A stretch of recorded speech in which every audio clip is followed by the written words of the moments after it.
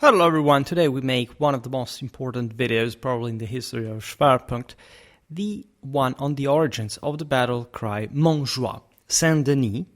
Today we look at the Montjoie. Of course, Saint-Denis has also its own mystique. You always remember that there is no France without Saint-Denis. Who does not know this has absolutely nothing to do with Western civilization. Doesn't matter who's born here, whatever they think they are, they look, whatever. If you do not know this, you cannot afford to be a European. The first and most important aspect of this is the Imperial Catholic traditional root of this belief, because, big spoiler, but we will make the entire video about this, Montjoie means the Mount of Jupiter. Right, and I made enough videos about the Merovingians for you to know how or why this would be so deeply ingrained as an ideology. Otherwise, I wouldn't use the term Imperial Catholic tradition. That, let's be honest, unless you follow my channel, you do not know what it actually means, especially the word Catholic, but also Imperial and traditional, for that matter, should require a bit more of Schwerpunkt's brainwashing dose. In any case, we will also expand soon on the mystique of the French, of the Frankish monarchy. I've already made a video about the so-called Germanic Imperial Catholic miracle that explains in part this, multiple videos on the rise of Clovis. And again, we will expand in particular as far as the Capetians are concerned on, but also the veritable ancient and also pre-Christian roots of Montjoie and how this still applies to the continuity of the French grandeur. The origins of the battle cry Montjoie, Saint-Denis can be traced back to the sacred topography of the Île-de-France region that was replete of Gallo-Roman and then Frankish shrines. I also recently made a video about the city of Reims, so if you're interested in part of that crowning sort of symbology, you can check that out. Regarding the saved from the waters, the origin of the Merovingian dynasty literally means, cow of the sea. Please check the video I made yesterday. I'm recording this one even before the former is aired. In any case, this will come in a sequence, more or less wantedly. So in what will become the Île-de-France region, in the 3rd century AD, the martyrdom of Saint-Denis intersected in profound ways with the pre-Christian cultic practices that had long been carried out on the local hills and eminences. More important than ever, I made a video last week, as you probably already know, about the myth of the German emperors slumbering in the enchanted mountains in German folklore.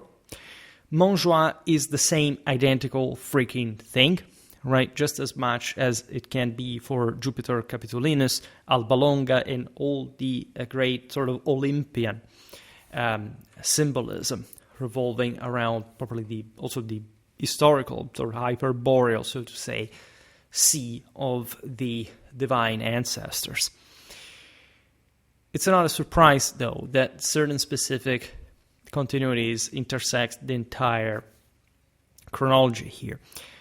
Denis himself, recognized as the first bishop of Paris, endured decapitation, famously enough, along with his 2 companions, Rusticus and Eleutherius, on a small hillock located, in fact, in what is now, famously enough, the area known as Montmartre, exactly because of as the name in French says, the mountain of the martyr. Saint-Denis was decapitated. He collected his own head and took himself to rest in this enchanted hill, which obviously tells you all the metaphysical meaning of this. You know that martyrium is the actual witnessing of the divinity. I have more videos incoming on this, especially still on Gallo-Roman spirituality with Saint Martin of Tours. That was one of the elite equites cataphractari of the Schole Palatine of Julianus apostate if you do not know what these people did for a living and how, as we'll see better in that episode, of course, the military and the religious intersect in this and what was really meant by Catholic. Well, I'm sorry you missed that for your entire life. Accounts from that late antique era more often place the site, however, of the martyrdom of Saint-Denis in the open plain that stretches out toward the abbey, which would eventually be named in his honor. A historical reference dating to the year 752 mentioning the location as ad casam Sancti Dionysi, Saint-Denis, points to the early development of a toponymic link to the saint's shrine, at least in this location. This connection came well before the Capetian dynasty's efforts to strengthen and unify royal piety around such sacred sites. Nevertheless, the entire city was sort of impregnated with this idea. Think about Saint-Geneviève, Saint-Germain. Paris had obviously something to it, Lutetia Parisiorum in the Celto-Roman past. As we've seen also in the video about German folklore, the vastness and the homogeneity of the topographic distribution of such legions basically makes you understand that every single promontory was historically endowed with some specific level of magic, sacred power, for reasons that we also partially explain in these videos I'm making about Indo-European theology, also the traditional meaning of space, and you can check out for further reference. Over time, this particular place, again, the location of at the Chasm Sancti Dionysi, dedicated to the Apostle of Gaul, grew to become the central hub of Frankish Christian identity itself. Its relics were carefully preserved there, and the site itself most famously developed into the royal necropolis. Hence the very concept of the sleeping monarchs in the sacred mountain, in this case the mountain of Jupiter, as well as a vital repository for the monarchy's regalia. Right, we're not going to address any of the events following 1789-92 because they do not belong here. However, reflect on the ancestral sacral meaning of this land, right? It's a bit like being buried next to St. Peter. In the shrine of the martyrs, to begin with, emanating, as we explained in the videos about the doctrine of the afterlife, grace, at least in consonance with the dead's virtue. But it was understood as a physical as well as a metaphysical dynamic. So the fact that the Frankish emperors, rather than monarchs, because since the very establishment of the Frankish kingdom under Clovis, you can see how the Franks are lording over other distinct peoples. These are not Romano-Germanic rulers like others. These are literally ruling on other pieces of other Romano-Germanic realms from the Frankish monarchy, which is specifically a monarchy, unlike basically most, at least, of what had more recently emerged from Central Europe. The battle cry Montjoie Saint-Denis itself begins to appear in historical records during the 11th and 12th centuries, which, however, does not mean that it was made up at the time. As we'll see now, it has an incredibly old origin. At first, it shows up simply as Montjoie on its own, right? So it's obvious that Saint-Denis was fundamentally the toponym at least in a more conventional sense, because Montjoie was, in this sense, probably already at the time not specifically located, if not in a much higher metaphysical sense. In fact, the same Saint-Denis was Montjoie, as we'll understand now, and carrying with it a rich load of, in fact, meta-toponymic meaning and ritual importance. We see it prominently featured in the Chanson de Roland, an epic poem composed around the turn of the 12th century.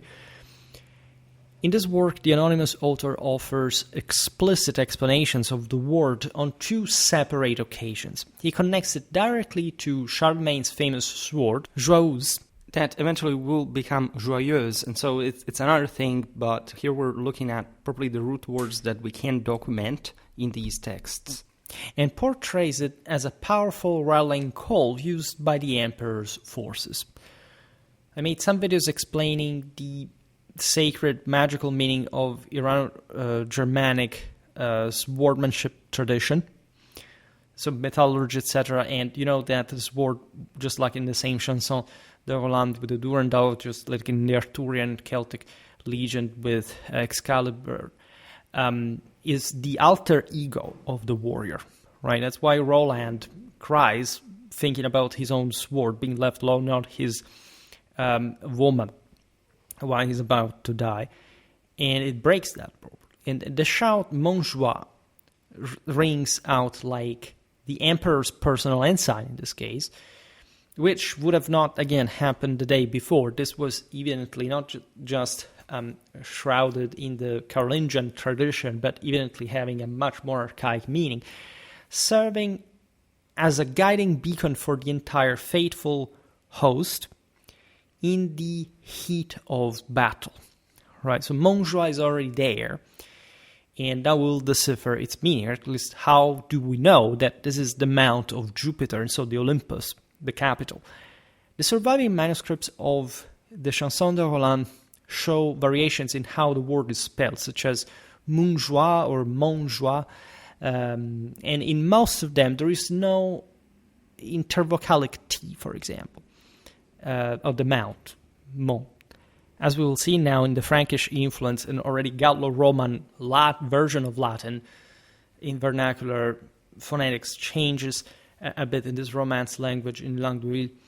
And so we're really looking at a natural phonetic assimilation in the language of the time, where the dental sound T from mont simply fades away before the affricate J of joie. Such a process was quite common in the scribal practices of Old French. In particular, within the poem, the author goes on to equate Montjoie with Dior et Flamme, and I will have to make a video specifically about that. And it's all one, as you know, with the Sol Invictus. That, by the way, was an official titling for the last time in the Middle Ages at the court of Frederick II for the Stupor Mundis' own, universal presentation. It's the concept of the eternal rise of the King of the Living that I made a specific video on. There's a very specific sort of color and metaphysical symbology across tradition, even beyond the Indo-European one. Egypt had this, for example. In fact, that striking crimson banner adorned with flecks resembling golden flames was uniting both the blood, the color of the sun, and the one of property of divinity. In fact, the gold itself. This banner was, as you know, France herself. Was kept at the Abbey of Saint-Denis.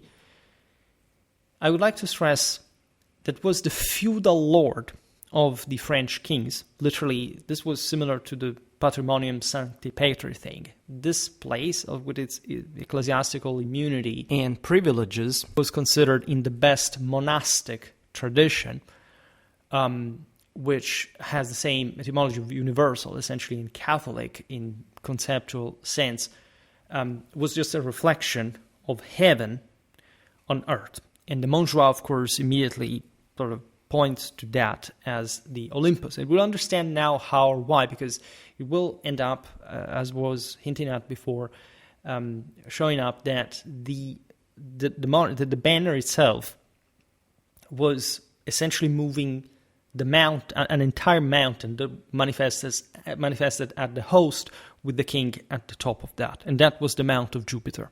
All right. And this banner, of course, the Oriflamme, was only brought out and unfurled in the most desperate of situations. as a way to call upon divine intercession. So there was surely some level of initiation, by the way, to the access to the banner itself as far as the kings of France are concerned. Remember, like Philip II Augustus, as he was, using the oriflamme at Bouvines that we made so many videos on so far, officiated the Holy Mass, in fact, the Sunday of Bouvines, in virtue of his own sacrality as a ruler. So yes, the church was in specifically Saint-Denis, because remember, in Frankish culture, public culture is specifically private, right? So the connection between the kings of France as a clan, as a genus, and of course a divine one of the holy anointed, as we explained yesterday, as far as the mythological, the theological sacred meaning of the waters, celestial waters, is the protector of the abbey, as much as the abbey is the one emanating the grace, being an intermediary, all paired fundamentally with the same ruler, right? So it's all one with them. This aligns pretty well. If you have studied patrimonial history of monastic foundation, we also made a video about Carolingian royal abbeys. As a matter of fact, it explains this pretty well. We've also made a video about the post-Tertrais battle phase, where the early Pipinids Arno things basically take over this part of Neustria. And so to say, because this was the most important part and basically was rather legitimizing the rise of Pepin of Herstal rather than the other way around. And it deeply revolved around Saint-Denis already. Legends tie the Oriflamme's banner origins back to the campaigns of Charlemagne. It's likely it was older, right? And it came to symbolize the perfect blending of martial courage on the battlefield with the protective patronage of the apostles. Remember that apostolic literally stands for the messenger of the Holy Ghost, right? So it's literally, as we just said, the intermediaries. It's just like when Augustus, in relation to Jupiter himself, expounded that every action he had carried out as princeps Romanorum had done through his own auspices coming from God. So this was understood in the same identical sense.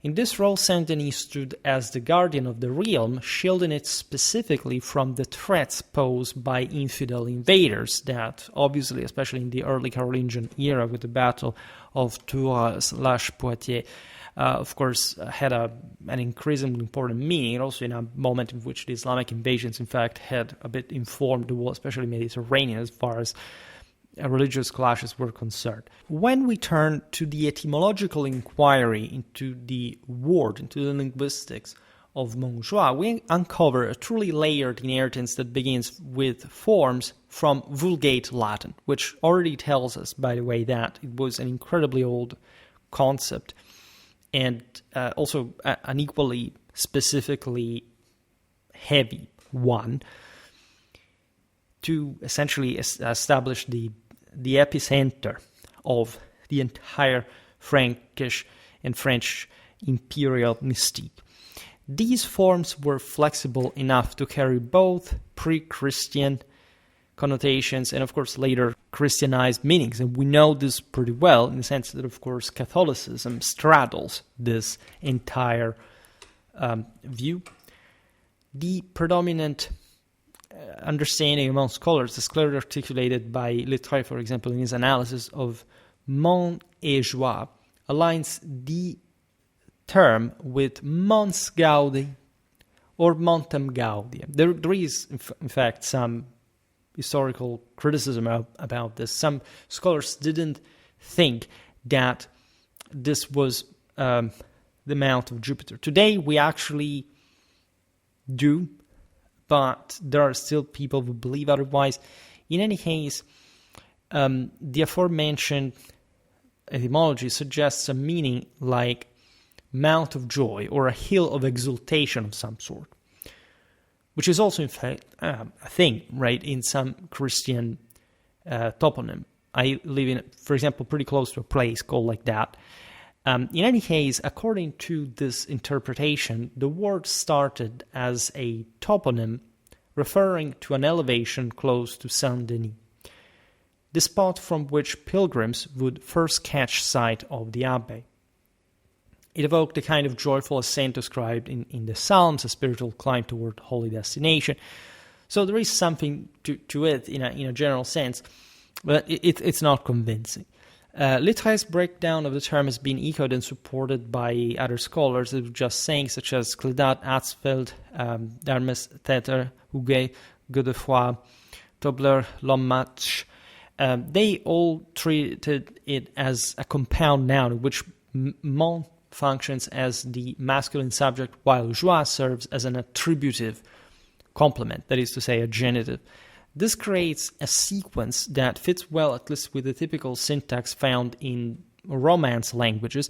However, this because as the later grammar was formalized, but this is not the case already. Because of a notable grammatical anomaly itself. In fact, the cry takes the feminine form la Montjoie, which stands in contrast to the enduring masculine gender of mon. That masculinity traces back naturally through the Latin mons, so Vulgar Latin, and into Old French, and it persists in related Romance languages as well, because mountain is... Yeah, there are, for example, derivatives like montagna that do lead to the feminine noun montagne. Also, in Italian, the gender of the proper name, Montjoie, hints, however, at something else, perhaps a lingering trace of the ablative case, montem gaudi, or maybe just, if we have to take the gaudium, or maybe just as an independent shift in meaning over time. The non-toponymic sense of the word, such as those referring to cairns or boundary markers, could arise in theory from separate paths of phonological development. These paths may have converged through sheer historical coincidence to create homonyms, which is not at all usual when examining the diachronic phonology of Old French. But adding further complexity to this Romance-based framework is the influence of a Germanic substrate. Here, Gavenschek put, for example, forward the idea of a Frankish origin in Mundgabi, which he glossed as some protective frontier zone. Isaac translated this rendering as buffer province, describing it as a kind of buffer province similar to the medieval marsh, rather than the reverse phrasing of protection of the country that was preferred by Dozat, Mitterrand, and Dubois. Now, in the compound and typical of Frankish, the element Gabi, which is cognate with the German Gau, by the way, so that means this basic district like a village, comes before Mund, meaning protection, like the Mundum for Germanic women, right? The fact that you basically control the juridical person of the woman as whoever had the Mundum, the father, the husband, the son, the brother, and so on. This arrangement suggests something more like counter protection rather than a straightforward subject attributive structure. When Romance languages adopted such terms, they tended to resist this kind of inversion, though, which would more naturally lead to forms like joiement, which is to be found in northern toponyms, so where also the Frankish presence was ethnically more relevant. They were shaped, in fact, by this Germanic settlement. Dozat documents many such examples in detail, and the attempt to link Mundgabi directly to Montjoie as roadside cairns or observation posts does not, however, hold up well, because Gabi brings to mind broad territorial expanses of some kind, rather than small discrete markers. It is beyond doubt, though, that Montjoie was used in medieval times to mean pile of stones at some point, and we will see that obviously there was something to that, as you understand.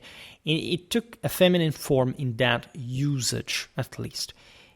Yet the secondary meaning, in fact, very much calls for an etymology that can account for the gender without relying on overly forced assimilations. Supporters of the Germanic theory, such as René Louis, pointed to parallels like Elsgau, Ajoie, to show how Gabi could evolve into joie. Dictionaries like Robert and Larousse have lent their endorsement at some point to this hypothesis as well. On the other hand, Isaac called it gratuitous, artificial, and unattested anywhere. Lothar labels it as quite improbable, and Spitzer mocks it contrived nature outright. So while it might work marginally for explaining cairns, it does little to shed light on the true invocatory power of the battle cry Montjoie, that, as we've seen, was overloaded with some much more majestic concept and transcendental as well. Bringing back to life a classical pre-Christian root, these gave serious consideration, finally, to Mons Jovis, or the Mount of Jupiter. This term is well attested in alpine toponymy, for example. There are a lot of Jupiter's mountains, and it could easily have been overlaid and reinterpreted through Christian lenses. Think about the Battle of the Frigidus River. And we also made a video about that. The pre-Christian faction in Italy brought before the battle, supporting the usurper against Theodosius, some statues of victory over the very top of the Julian Alps in the northeast, close to the beyond that would have been the battlefield of the Frigidus River. And so there was something very big in Roman antiquity in particular, as far as the Mount of Jupiter was concerned across the entire empire, and especially next to such peaks. Such an idea had been suggested as early as the 16th century, by the way, in the form of Meum Jovem, but Dietz applied it more specifically to Montjoie as a war cry. He qualified his support, though, by noting that Jovis would more likely produce Montjoie without the E at the end, rather than the fuller form with the EIE. And this objection, however, missed the key development occurred in Vulgar Latin, where the accusative Jovem began to absorb functions of the genitive. So if you look at the vernacular, also still in Roman times, there is this shift, creating a case regime for Jove, basically eliding the final M, which would be accusative, by the way, complete with a final E instead, much like how, for example, Thursday derives from Jove dies through the Old French jeudi. Lothar brushed aside the evolution from Jove to Joie as too obscure, but in fact, three distinct mechanisms can explain the transition quite effectively. First, there was graphic confusion among scribes in transitional periods who blended Jovis and Jovem into forms like Jovier. And if you're familiar with paleography and all types of miswriting and also simple adaptations in a more understandable fashion for the locals, however they had started speaking themselves at the time, you're not surprised with that. This is attested in place names derived from anthropotoponyms, such as Joviacum, evolving into Joie, noted as Joie in 1165, which also, which allows for the EIE metathesis seen in words like, for example, viel, from veille to vieille. Second, the phonetic path went from Jovem to Jove and then to Jo. Progression that is well documented as well, with the hiatus filling semivowel je reinserting itself in a way that parallels the initial affricative je. Third, there was an analogical attraction toward joie, derived from gaudia, a shift that makes strong semantic sense in the context of a pre-Christian to Christian translatio, so to say. In this process, Jupiter's commanding presence on the heights gives way to the saint's own joy. All right? So it was even wanted to a degree, but it did have that specific Jovian origin. I also made a video, if you're interested, on Jovian theology in the early empire from Augustus to Trajan, right?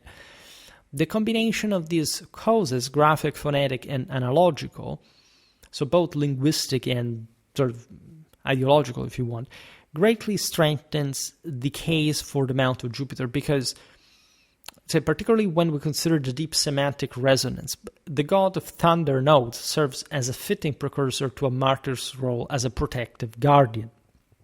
And when we will look at Martin of Tours' Geography of Sulpicius Severus, within the context probably of the elite troops of the Roman army, so as a counterposition to that, not as an antithesis, but as a continuation or actual as an actual sublimation, everything will become even clearer. There is definitely a heavy Christian stratum, but the substratum is also undeniable, because Jupiter is God anyway, and Dante himself calls, of course, God as Jupiter. The toponymic evidence provides solid support for this Jovian etymology, the one of Jovis proper. So the mount of Jupiter in genitive. The original Montjoie, located near Paris, which today survives mainly as a street name in the Plain Saint-Denis, now more associated with cairns than with actual hills, likely replaced an earlier Gallo-Roman Mons Jovis. Right. This is particularly relevant because naturally the city changed a big deal, but as we've seen also in the videos about Paris, the expansion of the city was very gradual, and these locations were properly outside as original Christian shrines during times of persecution, as in fact the martyrdom of Saint-Denis himself shows. Mons Jovis, that name would have specifically marked a site dedicated to the cult of Jupiter right on the location of the martyrdom. And we know this pretty well, that the Christians ended up establishing their own churches as buildings, probably all over the same pre-Christian temples, right? If you visit, I mean, this is so basic. It's some people use this. Do you know the Christian? Like, if you know anything about the ABC of any archaeological study, or even just you have traveled across Europe, it's almost every single church is something like that. There are entire areas that with regions of Europe where you have the entire sort of classical substratum. You can descend in the crypt, and there is literally Roman stuff. So it's not a mystery for everyone, just for the undereducated, the radically ignorant. It's not a mystery. The church never hid this. Our entire cultural heritage is notoriously as macroscopically enriched by this archaeological stratification, is one of the first identitary indicator of especially post-Roman Europe. But not only, because, of course, that allows for better archaeological documentation. In the Barbaricum, not so much. Yet, however, we know that it happened there too. Now, precedents from the alpine regions that we were hinting at before are plentiful. For example, Montjoie in the Drôme department, which is attested in 1278, the same year the Battle of Markfeld, as Castrum Montes Jovis. And the Markfeld's parallelism is not really strange, because literally the Styrian Rime Chronicle says that the Germans at the battle against the Bohemians shouted in German as their war cry, "Here is Rome," right? And so the Jovian stature of emperors, of leaders, and in any case of this mountainous sort of mythology, so to say, is pretty obvious. Montjoie in the Jura, attributed to Jupiter. And Montjoie as the ancient name for the Grand Saint Bernard Pass, the one, by the way, crossed by Charlemagne to invade and conquer the Longobard kingdom. This is paralleled by the Italian Monte di Giove for the Saint Gotthard Pass, and Montjoie for the Little Saint Bernard, where the diminutive and like Montjoie suggests a forgotten deeper meaning. After all, the idea of a little Jupiter, as it would actually sound in modern French, does not make much logical sense on its own. Mather confirmed the strong Jovian influence, especially on alpine toponymy. This is where the Olympus was identified. Again, it's the same thing with the Asgard. It's all with this far luminous north, drawing on 8th and 9th century charters, by the way. So literally the Carolingian era, mentioning Mons Jovis at the Grand Saint Bernard, a site rich with inscriptions. So this is very historically documented. The École Les Annales attributed to Einhard for the year 773, so in the biography of Charlemagne, recording a passage per Montem Jovis, which aligns closely with the period when Vulgar Latin was solidifying to what would become Old French. And so literally, in Einhard, you find properly the affirmation. Of course, this crossing into the Pole Valley had been done by the blessing of God, and so of Jupiter. And of course, if you don't understand the Imperial Catholic traditional basic notion that Odin is Jupiter, as well as the Christian god in Christian Romano-Germanic times, well, you have some problem in European historical awareness. Further examples from the north include Jaumont. So here we are in the North Department. This is documented from the 12th century according to those atlas deriving from Jovis plus Mons, so in Latin the Mount of Jupiter. Here we are again in areas that were historically more Frankish influence as well. Joie en Argonne from the 9th century as Montjoie or Mons Jovis, Jussu Montjoie in the Cantal, doubly Jovian in form, per Jovem, as a matter of fact. Juville in the Moselle, attested in 1177, as from an ecclesiastical source, by the way, Jovisville. So the notion that, again, the Christians had, cancelled the memory of they literally called this in the church the Villa of Jupiter, or the villas of Jupiter, like in this case. And Montjoie in the Gironde, as well. This is not much north, Mons Jovis. In Provençal as well, the feminine form Montjoie, meaning pile of stones, makes its way, at least in a very modern secularized fashion, to the Oil dialects through places like La Montjoie in the Lot-en-Garonne, which served as a pilgrimage marker on the road to Compostela as well. So it sort of entailed a path to divinity, as also, think about their crossing the Pyrenees as well. And so there was an idea of a divine augmentation in the process through this spiritual journey. Meanwhile, masculine forms linger on as relics, such as Le Montjoie in the Cantal. Chroniclers like Robert de Clary, very famous author, and the Saint Villard-Rouen, and I'm preparing actually a video about the house of Villard-Rouen, especially their Latin Romanian exploit, make reference to the Mont de Montjoie and Mont de Montjoie, forms that are equated in the Pleiad indices to Montjoie.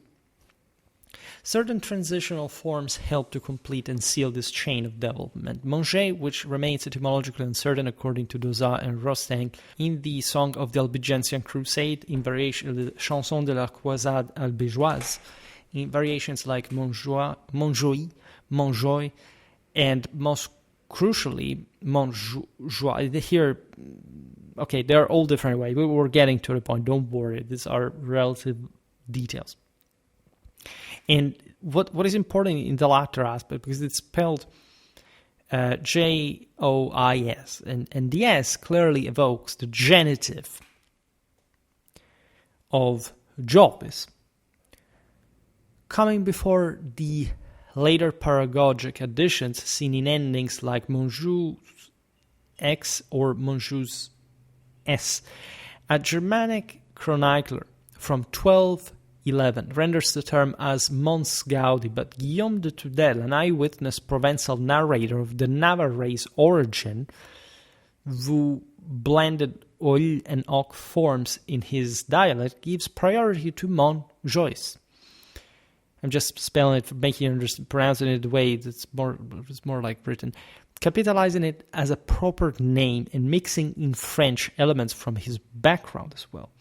Places like the contemporary Montjoie serve as a bridge to Montjoie, while Montjovis, properly near Limoges, rounds out the series.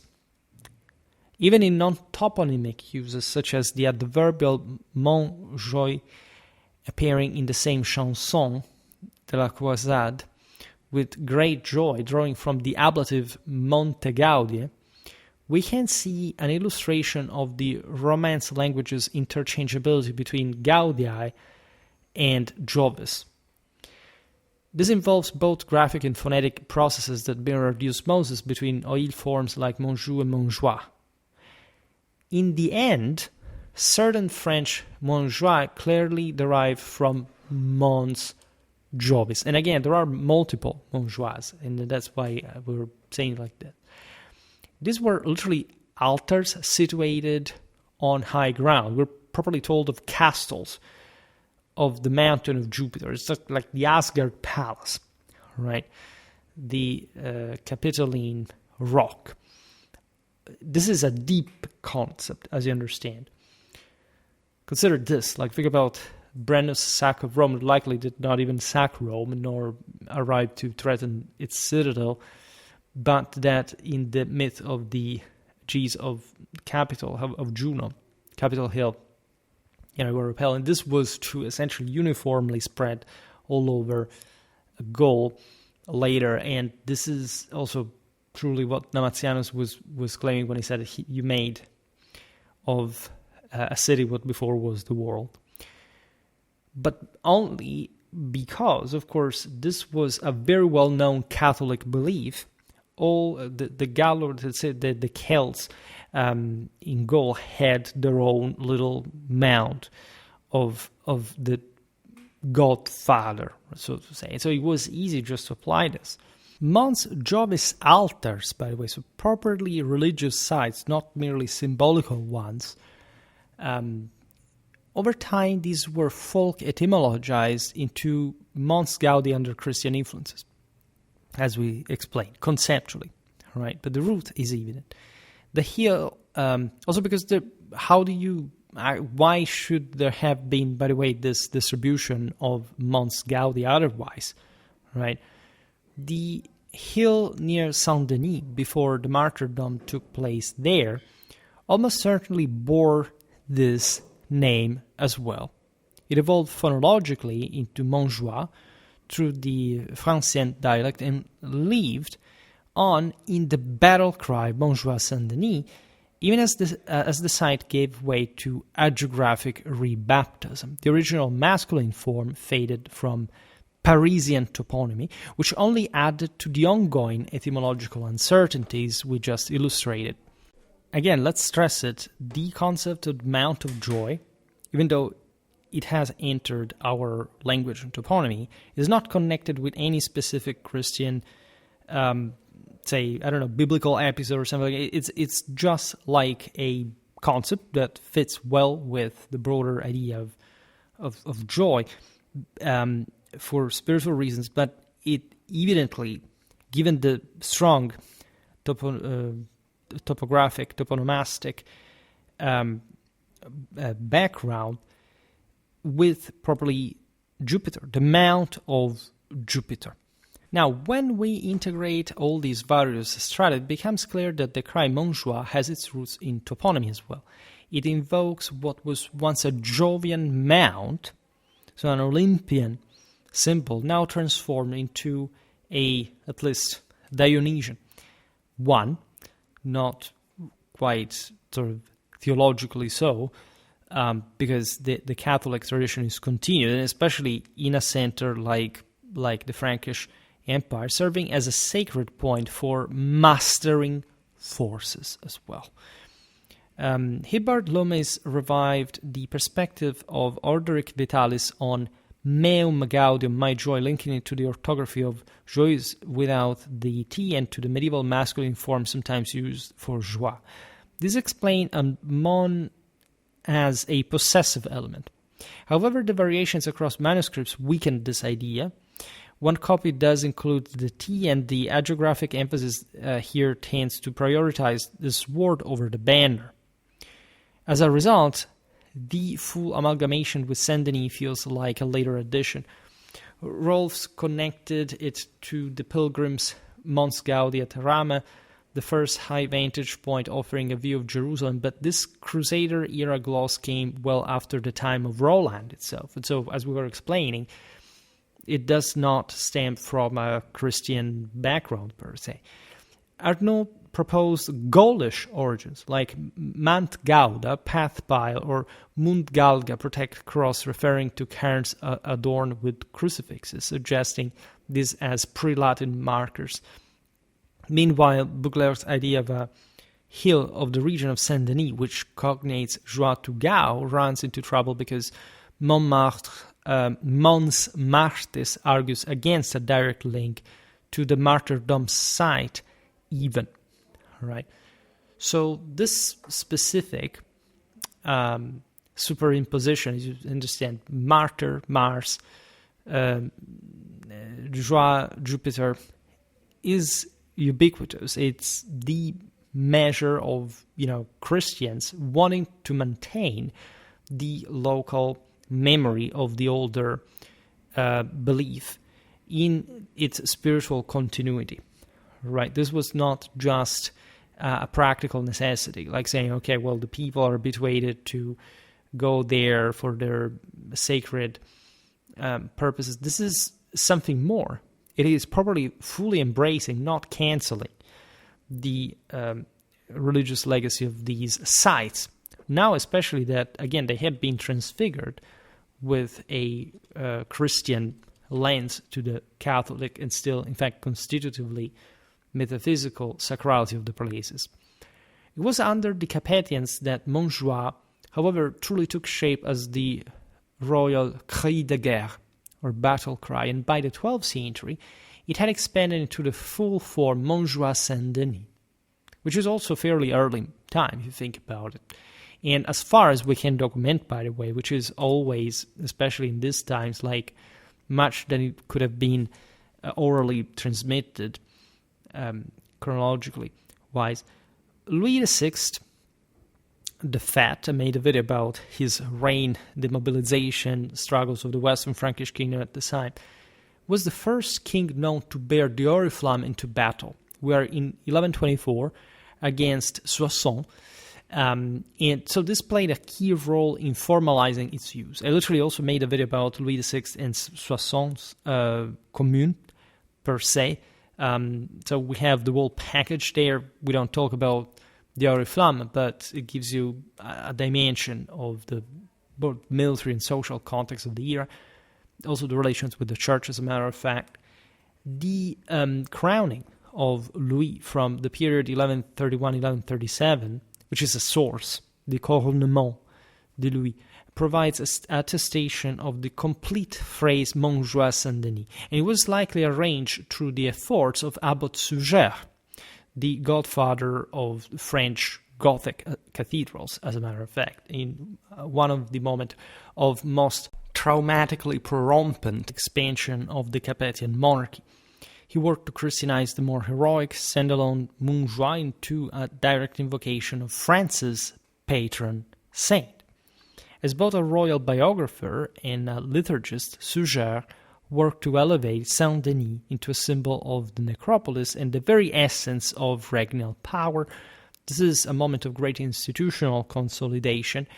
This will especially, be more systemically manifest in the second half of the 12th century, but it was the very premise, in fact, for the Capetian takeover, essentially, of the entire region in the following generations, and it owed much to its very sort of, say, reasoned and believed doctrine and universal theory, which you can find again in the same Gothic architecture that owes much to, for example, St. Augustine's De Musica, as well as the pseudo Dionysius that sort of aligned well with, there is a bit of sort of a geographical made up there, but with the same Saint-Denis legacy for that matter. And as you know, all the numerological and the sort of esoteric knowledge that went in the same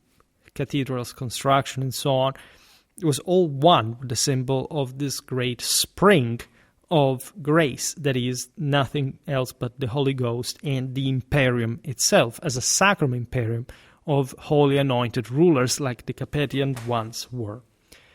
The Abbey's Oriflamme was only removed from its resting place for the most dire threats, as we explained, as it rallied the entire host, so the feudal host entire of the Western Frankish kingdom behind its flames, providing an ecclesial justification for the king's conduct of sacred warfare. Let's stress that. The monarch was seen himself as the sun, literally illuminating this entire region, advancing with a banner, a bit like the sacred sound in the European phonetics of the war chariot advancing and properly injecting this pneuma in the world of life, right, of illumination. And we will see also how the history of art changed, right? I'm preparing a video about the writer of Bamberg that sort of exemplifies, in fact, the peak of feudal, imperial, Catholic confidence acquired at the time under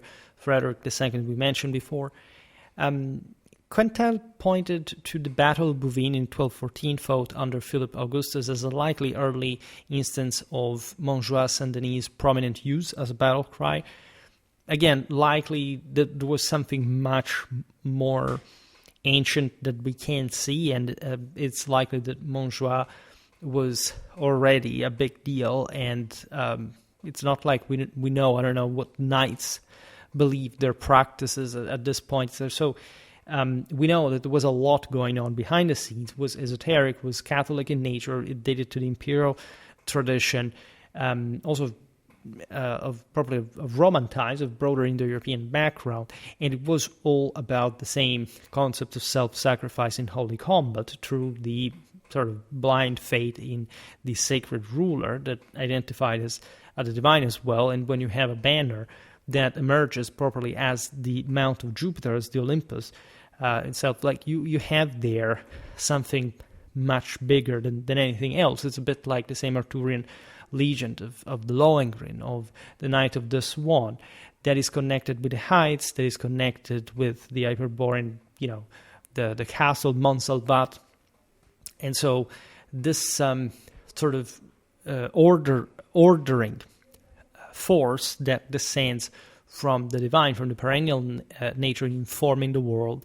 And what happens after Bouvines, as you know, is the complete takeover of the Capetian dynasty across France, the collapse of its Angevin vassal so-called empire, and the rise of France by far at heights that surpassed, in fact, the same Holy Roman Empire at that point. That said, later legions push the origins of Montjoie Saint-Denis even further back. Probably at that point, it depends on which they are, but that they may be manufactured. For example, resurrecting it to Clovis's victory at the Montjoie Tower in the Marly forest near Chambourcy, which is rather unlikely. In this tale, Clotilde's azure shield emblazoned with golden lilies, so the forerunner of the royal arms, helped secure triumph over the Saracen leader Condat, that, as you understand, there is such, an ahistorical mix of things, but it's not important in that sense. It's important archetypally, all right? And this event is said to have been commemorated by way in the cry itself, according to the chroniclers from the era, by the way, of Charles V. We are in the 14th century. Literary variations and adaptations of Montjoie Saint-Denis spread widely in medieval texts. For example, in Gérard de Viane, it appears as Montjoie Saint-Denis. In Fierabras, as Montjoie Disaidier. So Montjoie, God help us, Saint-Denis at the end. and in Asnaïs de Carthage as Montjoie escrit, aide Saint-Denis. Montjoie, he cries, help Saint-Denis. These examples all blend the rallying call of the banner with pleas for saintly aid, positioning the Oriflamme as the ultimate embodiment of Montjoie.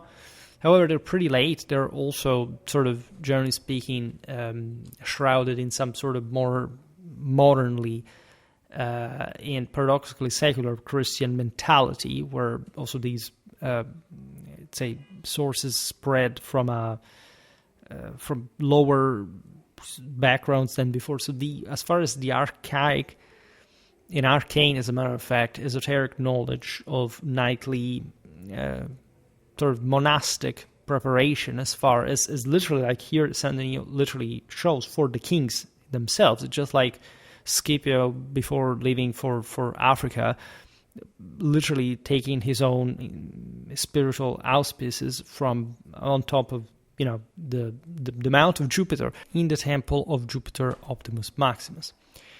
So the before is really not known. We don't have that, and I don't know, medieval French knight of the high Middle Ages would have not necessarily told you this. It would have been known to them how they did. It would have been known to other people, but not to the degree of properly, initiatory and sacred warband spirit that permeated this increasingly knightly and chivalric might of the Capetian hosts. Knights would gather behind the battle cry, as described in Gilles Le Bouvier 15th century armorial. The cry was reserved for the roi d'armes, the king of arms, who uttered it only in the sovereign's presence. So this shows, again, all the initiatory process also through the king receiving divine auspices and acting as a medium of God, whether during commanded levies or of troops or in the midst of personal combats, by the way. In doing so, it invoked Denis' intercession from the 3rd century to provide protection for the Capetian line. Different variants emerged to distinguish cadet branches of the royal family. For Burgundy, it became Montjoie Auriche-Duc, Montjoie Saint-Andrew. So Mountjoy the Rich Duke, Montjoie Saint-Andrew. It would be André, in our way, but at the time it was also, you understand how much language also changes in modern times. Featuring a saltire, in this case in argent and gules, under the patronage of Saint Andrew, which, as you know, would also be, in fact, the Burgundian cross of Saint Andrew and so on, around to Spain. So for Anjou, and I made also a video for each of these French historical regions and principalities. For Anjou, Montjoie Anjou, or Saint Maurice, the martyr of the Theban Legion, patron of infantry charges, as a matter of fact, and we'll talk about that story as well. For Bourbon, Montjoie Bourbon / Montjoie Notre Dame, that is, Montjoie Our Lady. And for England, too, Montjoie Notre Dame Saint George. Obviously enough, Montjoie Our Lady Saint George, as acclaimed by the Angevin descendants. The Norman cry Dieu aille, God aid, predates these, while other peripheral cries highlight the diversity of feudal expression. Flanders the Loup, Flanders the Lion, Champagne's Passe avant les meilleurs, let best pass first. By the way, very Champenois mentality. Bars au feu, to the fire, Limoges Saint-Léonard, Saint Leonard, patron of prisoners. Toulouse, self-referential eponym.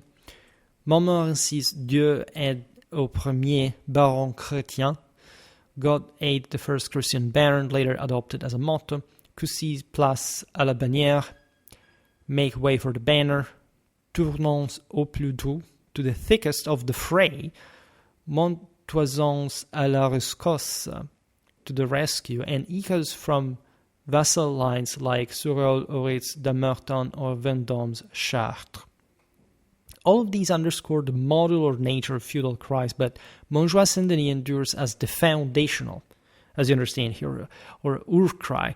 It remains deeply feudal at its core, coming well before the 14th century mottos such as the English Dieu mon droit, God in my right, that was heard at Crécy by Edward III.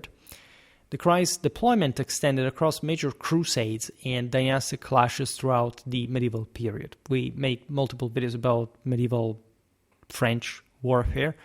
We've seen Taillebourg, for example. During the siege of Damietta in 1249, Louis IX's host raised it amid the fierce assault along the line. Montjoie, Saint-Denis. He was the first, as you know, knight to properly land in Egypt, and surely under such terrible battle cry for anybody who would hear that. At Fournes in 1297, Philip IV's knights charged forward under its resounding echo. The Battle of Agincourt in 1415 captured a moment of French desperation where the cry proved futile against the sweeping wings of Henry V's forces. That was the critical moment. I explained in many videos, like the moment in which you were outflanked because your wings had gone. And so that was the moment in which knights basically fought to the death. And that was the highest moment of sort of heavenly glory you could display, self-sacrifice in holy combat, even during a defeat, as a matter of fact. I also made recently, as you know, a video about Henry V, for that matter.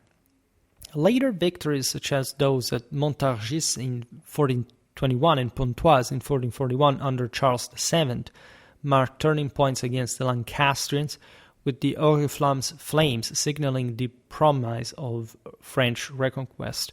Even after his death, Louis IX's funeral cortege in 1270 from Aigues-Mortes back to Paris, as you know, he was basically boiled also along the way, as he had died in Tunisia, and basically the French knights didn't have the money to come back to France. They had to distribute pieces of Louis IX along the way across Italy. And so the erection of Montjoie along the route, at least in France. And this is quite fascinating, because you have literally the heavenly bones, in fact, of Louis the Saint creating the Montjoie, creating this Olympian force that springs towards heaven, toward the sky. This is incredibly beautiful and powerful. It gives you a dimension of how truly heavenly these rulers were seen still in the 13th century, which is something that so basic about the era and that nobody teaches you even on university books. And by the way, the aforementioned stations were marked by crosses, which blended the ancient cairn tradition with the solemn procession of relics. In this way, the cry's underlying meanings came to encompass both physical landmarks and liturgical stopping points along a sacred path. This was historically a royal practice that we've seen in other, the wife of Edward I. Her funeral cortege witnessed still Eleanor's crosses across, in fact, England. In the practices of heraldry, Montjoie Saint-Denis found a place adorning the ancient arms of the realm. The custody of the Oriflamme at the Abbey highlighted its deep Eucharistic undertones. The banner itself, which was thrice dipped in holy oils according to Suger's prescribed rites, came to embody the king's anointed corpus mysticum, mystical body. This was essentially another baptism, properly in an imperial sense, before, in fact, the major clashes of the era. Brought in battle, together with the crosses, under God's supervision and receiving the imperium from the same divinity. Warriors would gather under the shadow of Sancti Dionysi, forming an ecclesiastical militia bound by faith. This imperial traditional Catholic dimension lifted the cry far beyond a simple profane rallying shout. It actively performed the translatio imperii, from the thunderous mount of Jove to the blooded ascent of the Areopagite, a title for Denis, as you know, as a heavenly judge. And this was all one with the previous meaning, by the way. Again, they completely overlapped. I also made a video about the chanson de geste as translatio imperii. So when you, as we said before, read the chanson de Roland, and you have an idea, what were these Langue d'Oil, composers really singing about, right? Why were they, they had a knightly connection? Why all of this was essentially understood in the warrior bard tradition? Well, because they truly believed that in France the Roman Empire had been brought under their control, or at least they had achieved an imperial grandeur that compared with the one of the more famous sort of Ottonian, so Germanic Renovatio Imperi, and it was destined, in fact, to take over the world. There is some sort of very national, monarchical idea of itself. France was very ahead for its times. It's historically a cradle of modernization, secularization, so this enormous power ended up sort of creating some more distance even from the original meaning as a societal consequence. But as long as the Ancien Regime was in charge, this was all one with France, right? Again, there is no France outside of Saint-Denis, right? Saint-Denis is France, and that's it. There is no other way. There's not such a thing like any possible French identity outside of the imperial, Catholic, apostolic, holy tradition. And the Roman one as well, for that matter. And if, the battle cry, Mount of Jupiter, leaves any doubt about this, well, you may want to check at this point what it really means to be Catholic in the way Schwerpunkt teaches. The saint's procession, carrying his own severed head to the basilica, by the way, foreshadowed the triumphant unfurling of the oriflamme in battle, because this was properly the spurting of the blood, the springing of the blood, remember, in a sort of rejuvenating, a rebooting fashion, with properly transcendence and martyrdom, and so the accession to the perennial divinity. The multiplicity of etymological layers where Jovis's ascent sovereignty yields to Gaudi's eschatological joy and Montgavi's frontier protection. In any case, whatever, they may have even overlapped to a degree, but as we've seen, some are sort of even not very defendable, is at least fully Christianized at this point, mirrors the palimpsest-like quality of the entire rite. For the time. In this layered history, the Frankish Pagus, the rural district, meets the apostolic see in a profound union. The abbey's foundations laid in the Carolingian era and generously expanded through Capetian patronage preserve all of this. Denis's relics, translated there in the 8th century, ground the cry's toponymic beginnings. The plains Montjoie stands as a liminal threshold, a boundary where the chaos of earthly combat calls forth the order ranks of the celestial host. Scholarly debates about the cry continue to this day, yet its underlying coherence lies in the ritual function it served. Far from being just empty vociferation, Montjoie Saint-Denis acted as a performative sacramentum, oath or sacred bond tied to the host, feudal host, to the anointed head of the king under the watchful gaze of the saint. This attempt to separate the cry from its toponymic origins was a misstep. In reality, the two are inseparable, the banner functioning as a mobile Montjoie, while the abbey remains its fixed counterpart. Right? So you have being and becoming, the doctrine of the two natures, just readily evident.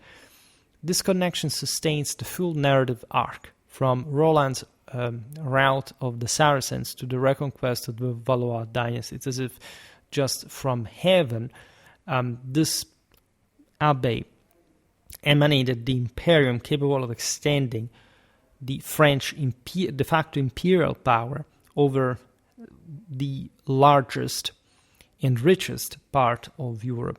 Lofel's outright rejections, also this theory about the etymology of Montjoie, failed to account for the fluidity of vulgar Latin, in which Jovian's accusative from smoothed over the old genitival strictness, and phonetic gaps were bridged through the power of analogical piety.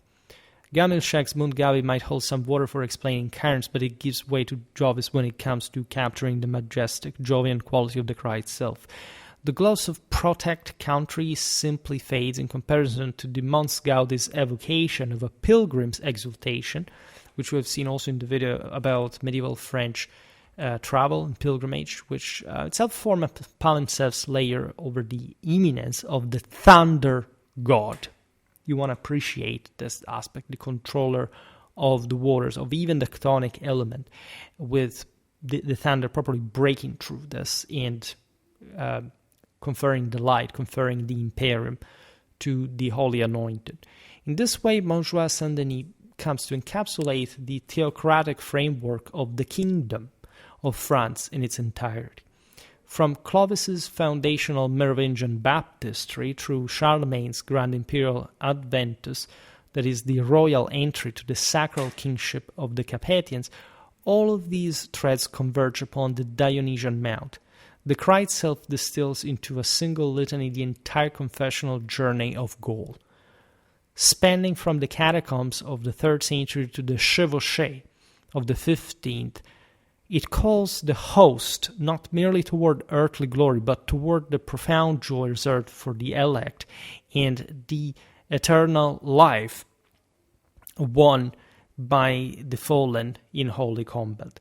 There, the martyr's blood serves to anoint the eternal flame of the banner that springs further such life and love, passio, to the world. Incarnated by the Imperial dynasty that, as we know from the earliest Merovingian hymns, was veritably hematophilic and very much also in the Frankish tradition connected with human sacrifice, the massacre of the prisoners as a tribute, as a spolia to God.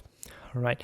And given all this, the complexity of the etymon favoring multiple causae over any single unica fits perfectly with a language in which phonological patterns across time and space encourage this kind of palimpsestic depth. Montjoie Saint-Denis, the cry's remarkable endurance stands as a powerful testimony to its unbreakable hold on the sacred imagination of the realm, and it is one of the purest and most absolute and eternal expression of the Imperial Catholic tradition, in both Christian and pre-Christian times, the Mount of Jupiter.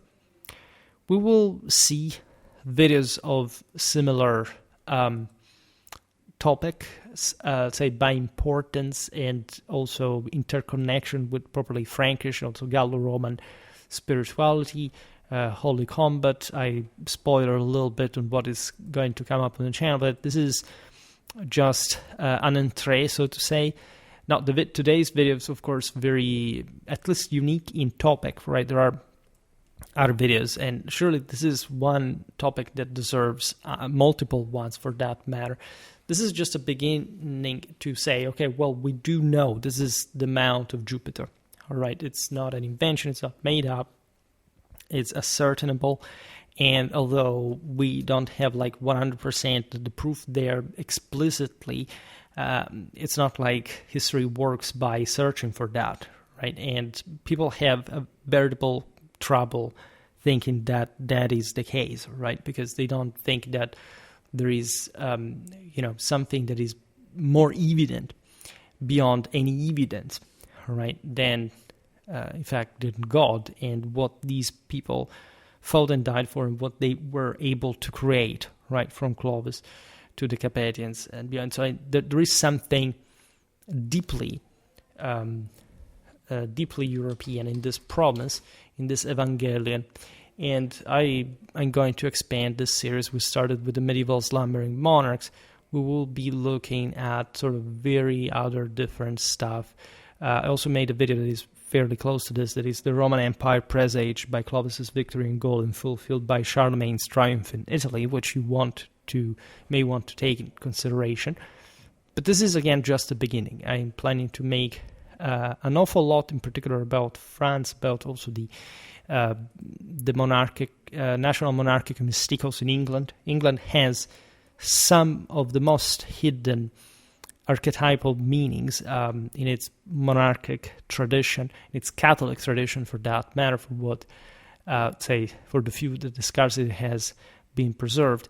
Nevertheless, it can be reconstructed and it can be used as a theoretical body to enact properly this art, let's say, of the empire. And we will, again, definitely dive ever more frequently in this stuff because it's, at the end of the day, a bit like the ABC of those people's times. If we don't talk about this, all the rest also wouldn't have much of the meaning that they themselves so convincingly lived. For today, however, I stop it here. Just hoped that you enjoyed this video. If you did, please share it. Otherwise, leave a like or subscribe to my channel if you're interested in my upcoming content. As always, I thank you heartily for listening to me. I wish you a nice time and see you next time. Bye.